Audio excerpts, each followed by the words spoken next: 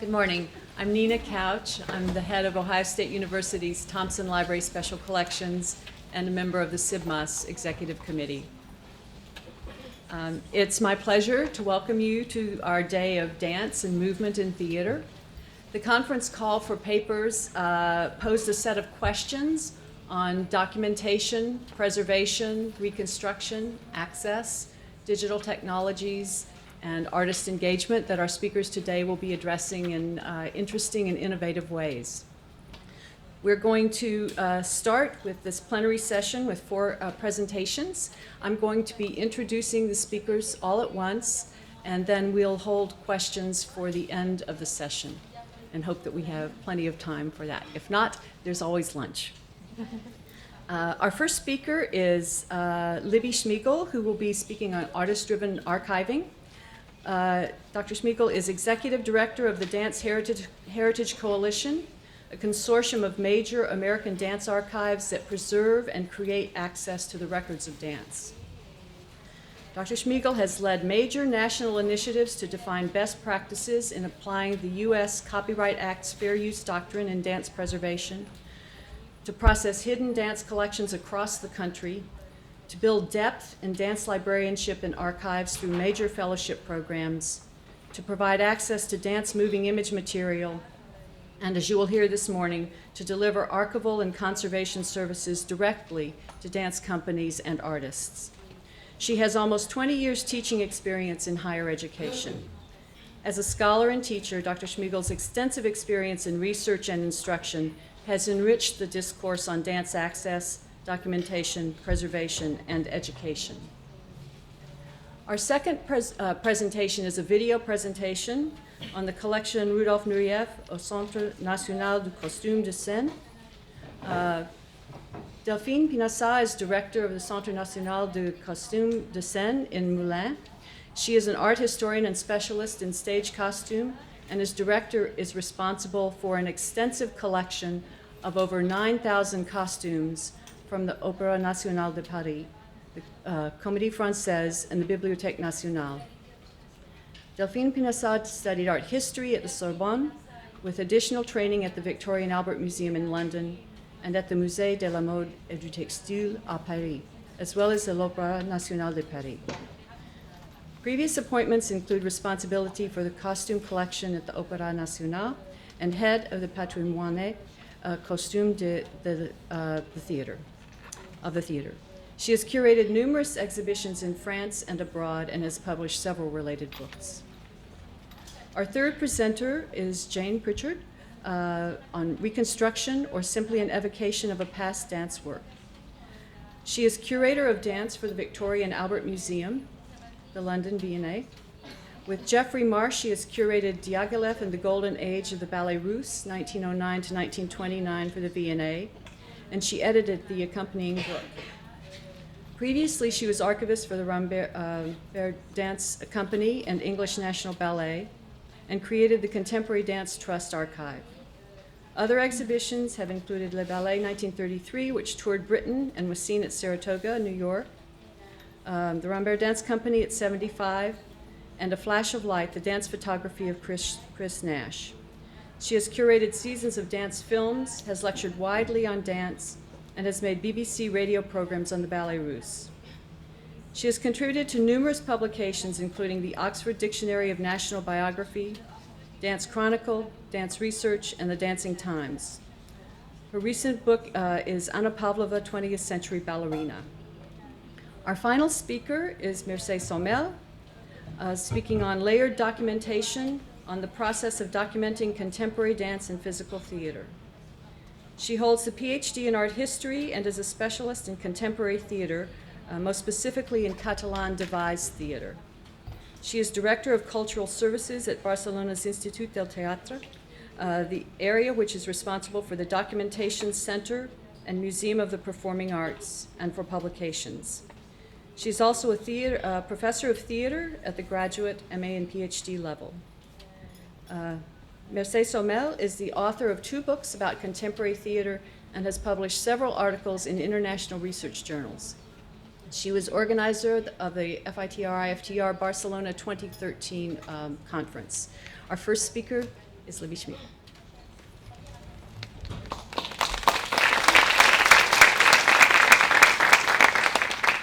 Thank you so much, and we are very happy to be here and honored to be here. And we have a number of Dance Heritage Coalition staff and former fellowship holders.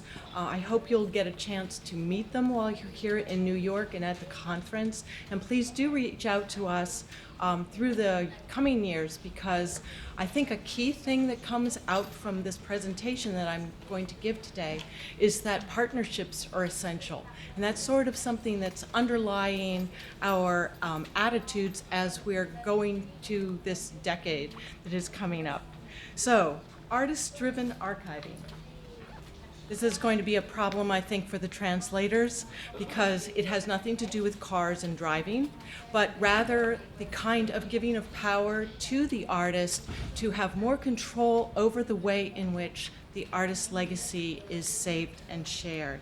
I'm going to begin the story in medias res, the Latin for in the middle of things, because in a sense, this is also, as you're going to see, perhaps an epic journey with a lot of challenges and I hope a happy ending.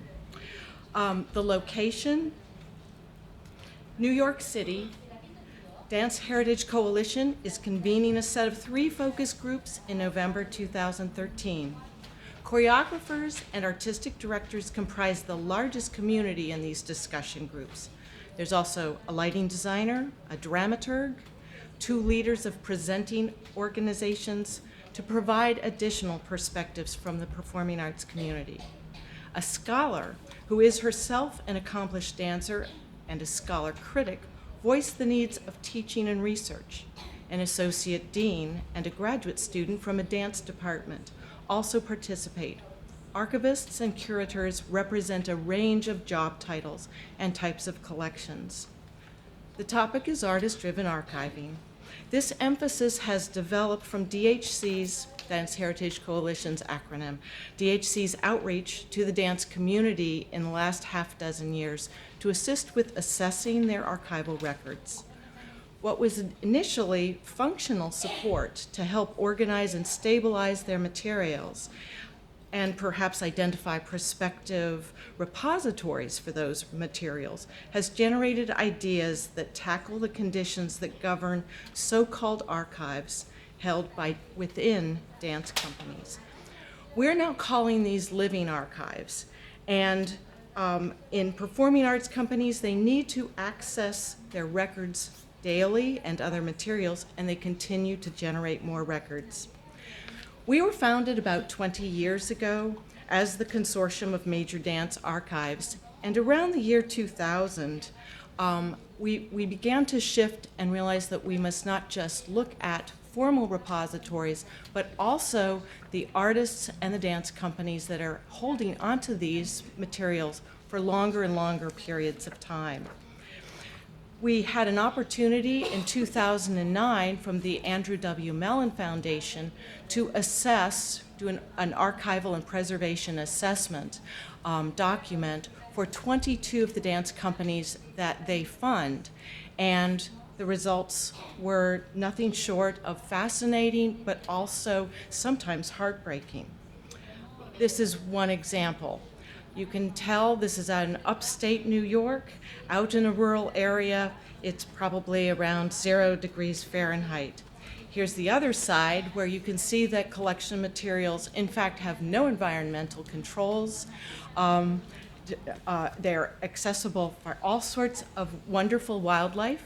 And we have other materials besides dance materials that are stored in this building. Here's the inside. This is actually organized. When we went to see this, the staff from the dance company knew exactly where everything was. But as you can see, it's shall we say, a bit of a shambles.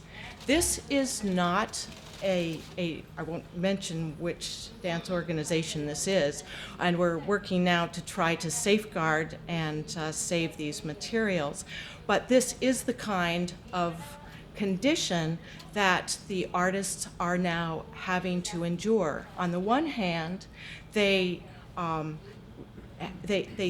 want to save everything, but they also are financially strapped. Here is a first look, and perhaps you've seen this space before, because this was the Dance Theater of Harlem archives. This was a basement where we walked in, and in the middle of winter, with the steam heat pipes above, it was 90 degrees Fahrenheit by the temperature. They had had a case where they had had an archivist until 2004. However, the unfortunate financial exigencies of the last decade forced them to abandon the commitment they had to archiving formally.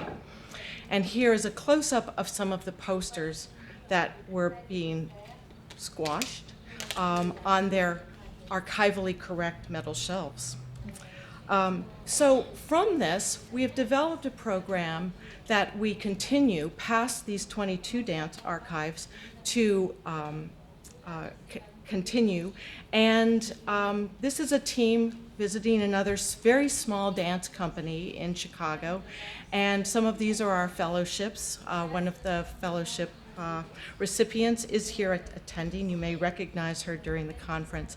But we do meet them on their own turf, and we've found that it's very important for us to establish trust and an anti-hierarchical approach. I'm so glad to be following the speaker who's our keynote speaker, who is obviously has wonderful conditions for his archives, but he does have that anecdote about the white gloves and handling. It's not going to happen in most of the dance companies. So after evaluating these 22 dance companies, Dance Heritage Coalition characterized the culture within active dance company archives with the following 4 points. The companies must, first and foremost, serve their corporate mission and their functional needs. They are corporate archives. They have to look at what they need to do today, and they also are looking much more forward than they are looking back. And related to that is the second point, that they do need to access the past while still accruing and organizing new records. And an example of this is perhaps the 30th anniversary of the company, where they must go back and find the documentation in order to celebrate the legacy. But that's often been in a very difficult way to find where those materials have been organized. So in that respect, dance companies are like a town and county archive, where you might have someone coming in to try to trace the title of a piece of land, and then they're getting new records in to register a sale of a piece of land. So it's that same kind of activity. The dance companies, interestingly, resisted the idea that they had anything much to do with legacy. And yet, we found that when we actually spoke with them at length, that they were very protective of their legacy materials. There are rights issues, there are multiple levels of creative activity that have to be protected. But even more so, there's a trust issue, that they really didn't necessarily want to turn over records that they might need to use and find that there were 5 or 10-year backlogs in the processing. They were also quite fearful of unauthorized copying and distribution. And so they had massive amounts, as you saw in those photographs that we opened with, and they are saving everything because they're not sure what to do with it. And that is because of the fourth point, which is that they generally have a lack of staff, especially ones with the expertise and the resources to organize, safeguard, and store their records. So what did we come away from this? What were we thinking about? We also went a little deeper and realized that there were a number of dance companies that could viably hold onto their own materials and become an independent and sustainable archives. Some of you have, I hope, visited a couple of those, notably the Paul Taylor, which is moving along quite well, and has been partnering with the Winthrop Group, which here in New York City is an esteemed archival services consulting company. There's also the Dance Theater of Harlem, and we've been working with the Dance Theater of Harlem in an ongoing relationship for some time. They obviously had the greatest hole to dig themselves out of, and they have made astonishing progress, which I hope that you saw for those of you who visited the DTH yesterday. And a third one was the Mark Morris Dance Group, and we're just beginning to work with them with their inventories, and which we hope will feed into trustworthy and curated digitization of their archival videotapes. But let's look at a little bit at the profile of the Dance Theater of Harlem and the other two. They need to have an operating budget of at least $3 or $4 million in order to even come close to being able to sustain an in-house archives. And most dance companies, ballet companies, they may have hit past the $50 million mark, but especially for modern dance companies, typically their operating budgets are under $1 million a year, even in New York City. So they're going to really struggle. But for those who are able to be independent, let's just take a little look at what Dance Theater Harlem was able to do since 2011 when we had a federal Save America's Treasures grant. It's a distinguished company, as I'm sure you know, internationally. Was the first dance company to visit South Africa after the fall of apartheid. It has a wonderfully rich history. This is the change in that basement room that we saw where it was 90 degrees of heat. It's beautifully organized. They have removed all of the videos that we found there. And we're still, though, under some challenges. And the Dance Theater of Harlem then made an application to the National Endowment for the Humanities in their Sustaining Cultural Heritage program, and they became the first ever dance company, actually dance organization at all, to have received a planning grant, and they are now working with both an architect and an engineer, that firms that work with museums and libraries, so that they can upgrade this old building to specifications for long-range planning. So I believe that they also have that institutional commitment to address the challenges that are going to be inherent to managing their own archives. These are piles of the videotapes. They have 4,000 or more, and they have this library. As you can see, the library is another one of those spaces that they're going to have to address because it's located next to one of the dance studios. So variations in humidity can be significant. Excuse me. But their commitment to organizing and safeguarding, I think, is quite secure. They've been discovering wonderful things that they thought were either lost or missing, or that the records didn't exist. These are just a couple. Ferragamo design. I wish our keynote were here to take a look at that one. A handwritten score by Carol Shook, who was one of their founding, one of the two founders. They also found a telegram from New York City Ballet inviting Arthur Mitchell to become the first African American in the New York City Ballet.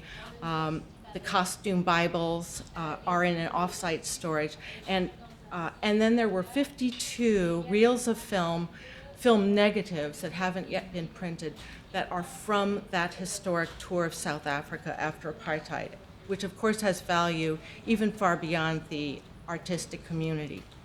So that's exciting, and we realize that many companies that do have the financial capabilities may, because of their needs to access their materials, keep their materials longer and longer. And I think we see in Paul Taylor and in Mark Morris and the Dance Theater of Harlem viable ways to go forward.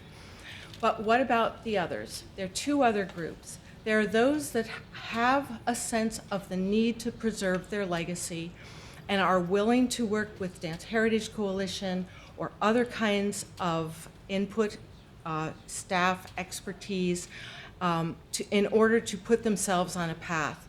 There are also, though, massive numbers of dance companies that just need to get a good records management system in play.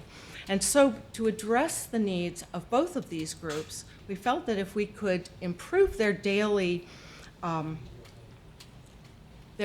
capabilities to access and organize their records and manage them as the new records came in, that we would be putting them on a stronger path.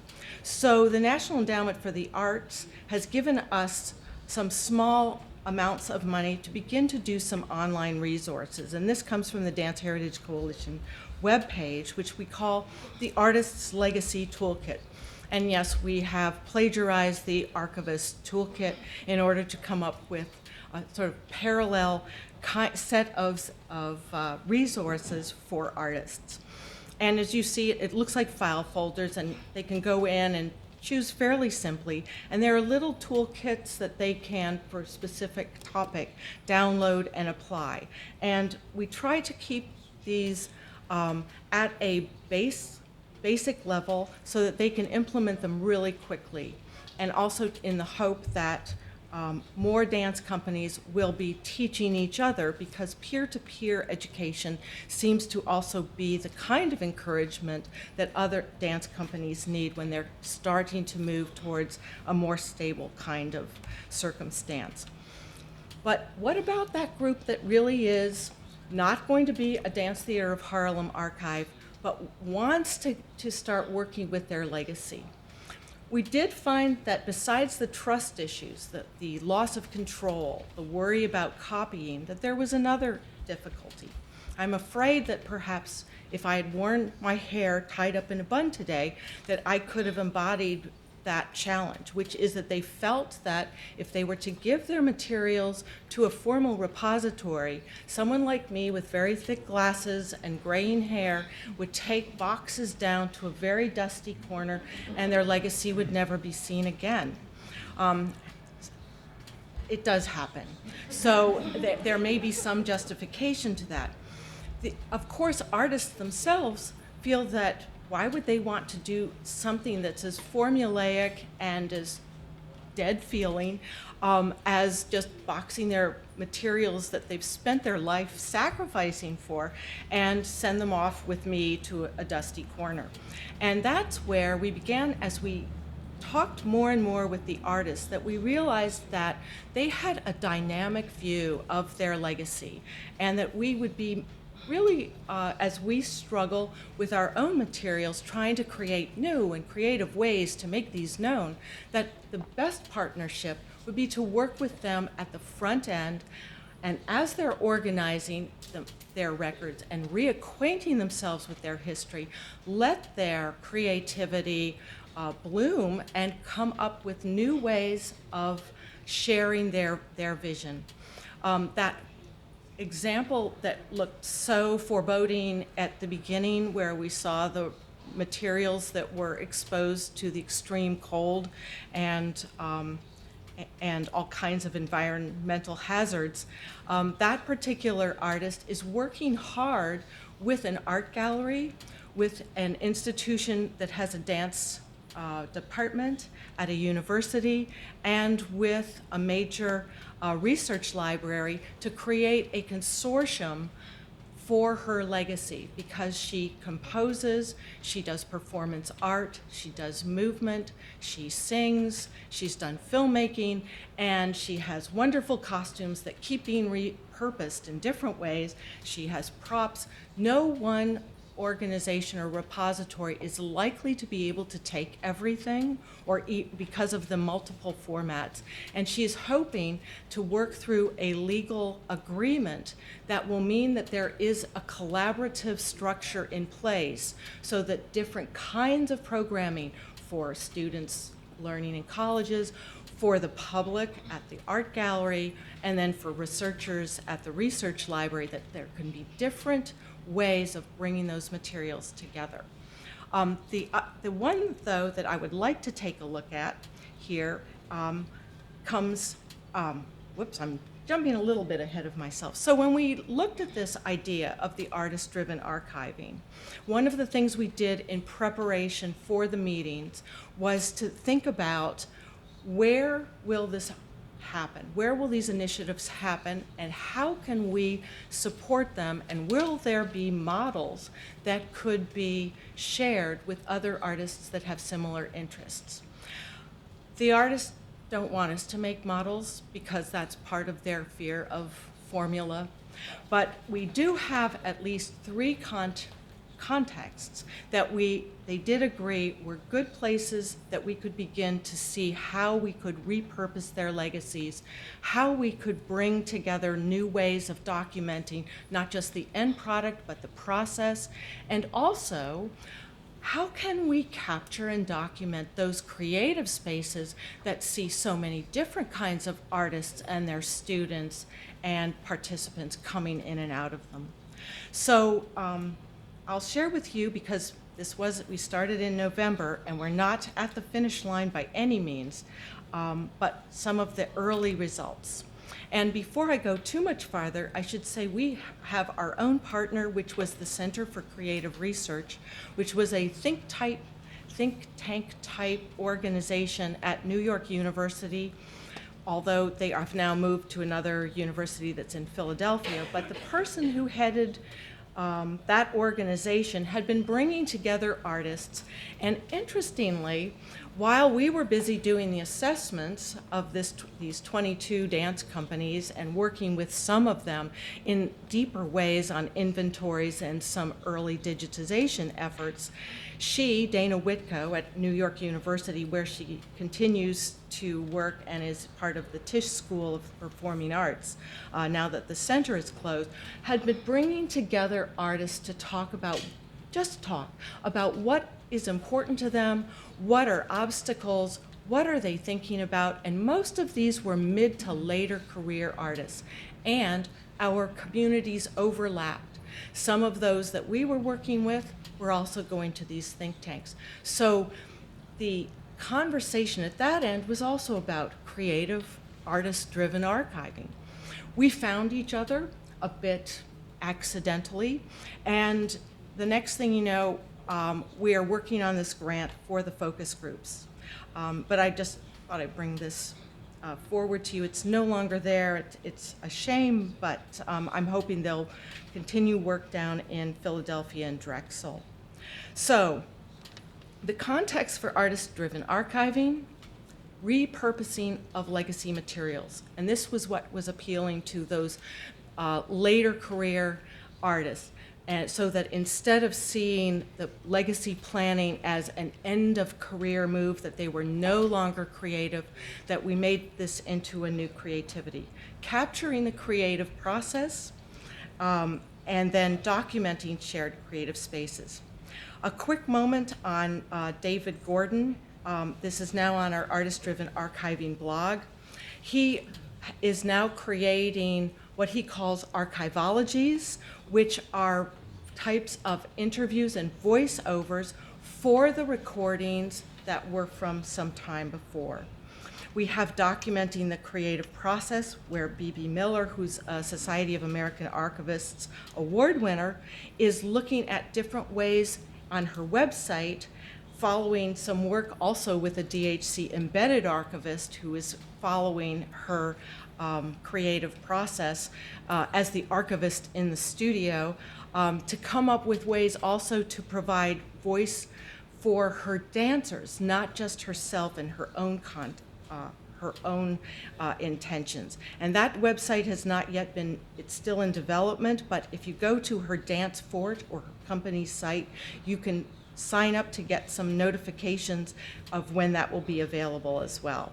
The creative spaces is a very interesting idea because we have 92nd Street Y and Dance Theater Workshop and wonderful work of early career artists. The best example we have to date, though, is from Terry Fox of the Philadelphia Dance Projects, who saw an online local dance history project as a way of giving Philadelphia artists who are generally left out of dance history timelines a chance to get visibility. And the interesting thing there is it's very much artist-driven by artist content-driven. And she's still in, again, a very early prototype stage, but this is the prototype splash page for the website that she's hoping to continue to develop. She plans a timeline that will then bring you to different contents on the website as the website is filled.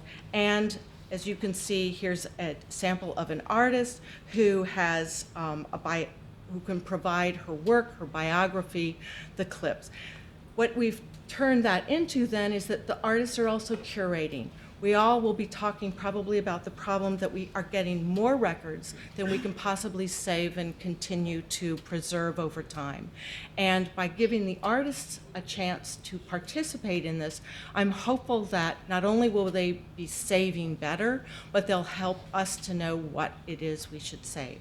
And I want to just thank our funders because none of this work with the artists could happen without the National Endowment for the Arts, the Mellon Foundation, and the Institute of Museum and Library Services. Thanks very much.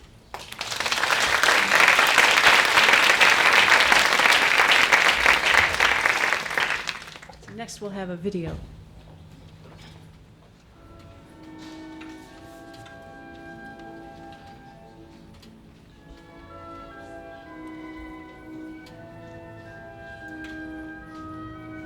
Le Centre national du costume de scène et de la scénographie, situé à Moulins, dans l'Allier, en région Auvergne, est consacré au patrimoine matériel du spectacle.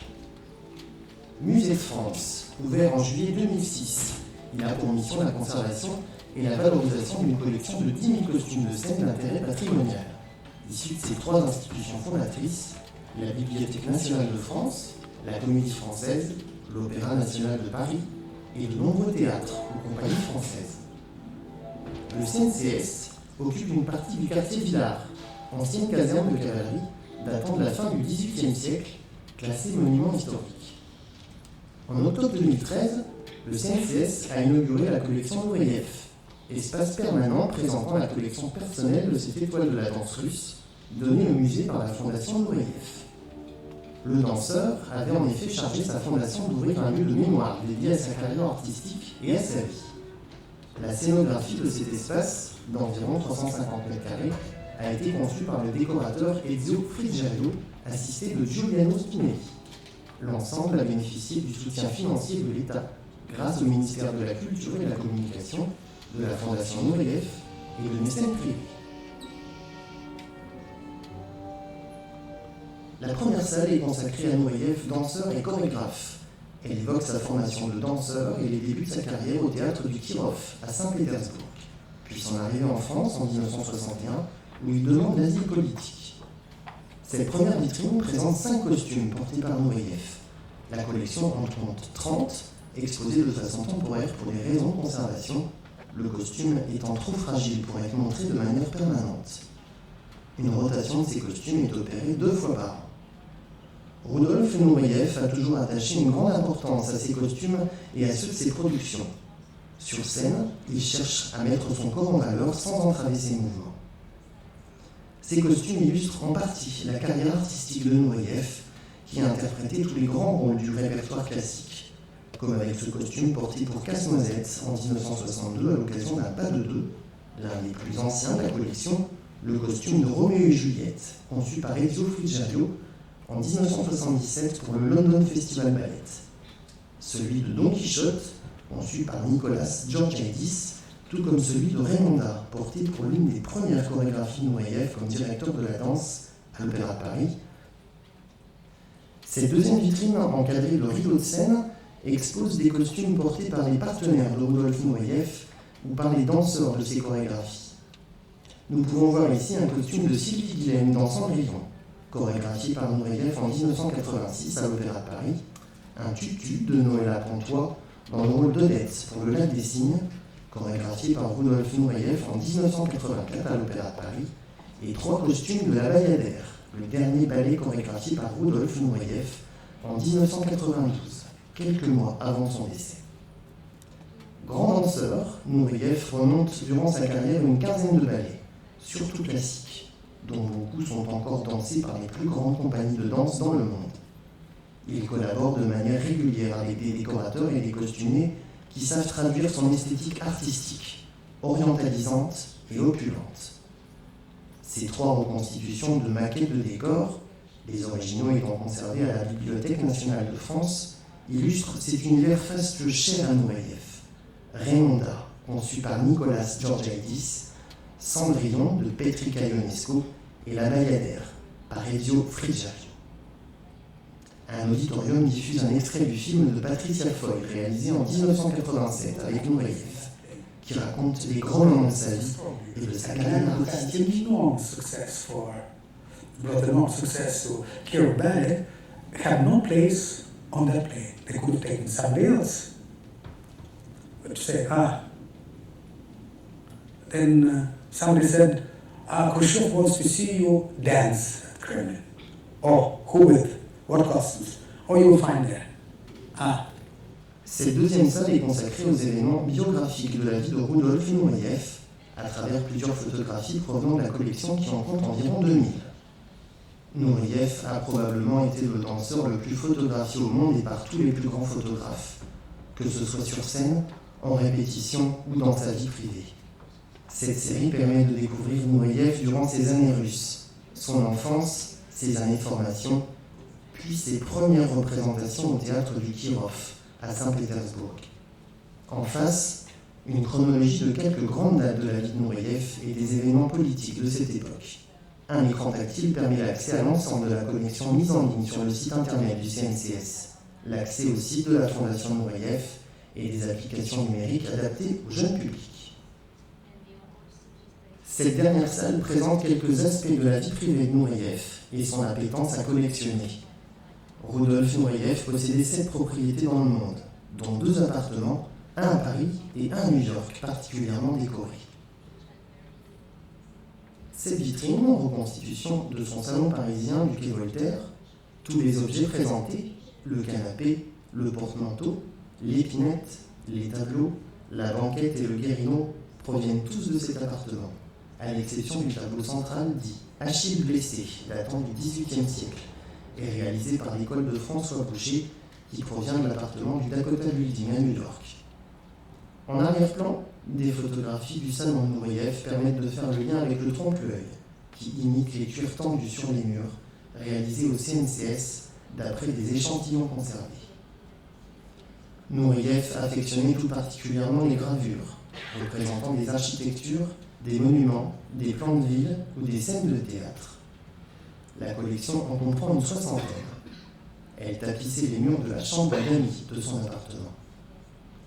Rudolf Noureev était par ailleurs un collectionneur passionné de textiles exotiques et de tapis orientaux, notamment de kilim.